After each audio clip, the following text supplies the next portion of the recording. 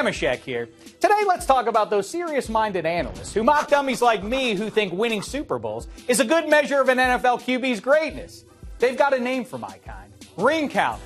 They don't mean it as a compliment. Silly me, all my life I assumed the ultimate point of every NFL season was to see who wins. But apparently equating who's the best with who wins the championship is too simplistic.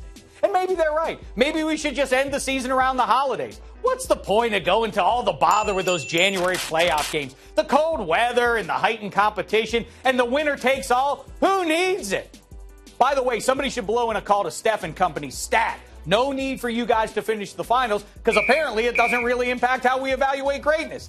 Same goes for Game of Thrones. Let's spare the thousands of fictional lives that are about to be lost. No one cares who wins. Same goes for you, Avengers and Justice League. We already know you're heroes. No need to prove it by beating the bad guys. Now, of course, the serious-minded analysts will tell you these other hypotheticals are false equivalents because football is the ultimate team game. It's not just about one man. Terrific.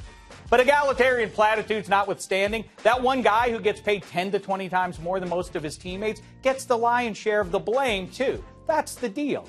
Those serious-minded analysts will still say you need to do your film work to understand. You can't count rings as a measure of one's greatness. But here's the thing. Yes, I can. Because the contrary is absurd.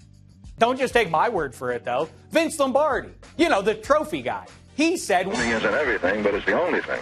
And Al Davis said, just win, baby. And there's, you play to win the game. And Flacco's post-Super Bowl paycheck and Cam's post-Super Bowl heart wreck. And Bill Belichick's boat 6 rings. There's a reason it's not named after an October win over the Jags.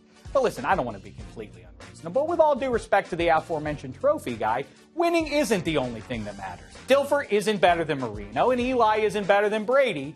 Nevertheless, winning when it matters most matters. Is it the number one criterion? I don't know, but it's up there. When the debate is best ever, rings count. Otherwise, we can just gather around the laptop and swoon over who's got the best stats, and that's not a world I want to live in. Most of all, winning needs to matter. If it doesn't, what are we going to do with all those Cleveland jokes?